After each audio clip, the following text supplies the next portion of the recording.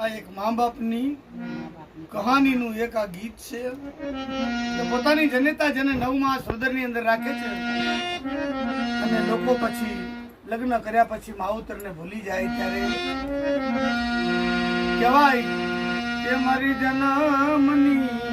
દેનારી માં એ મને તારી યાદ આવે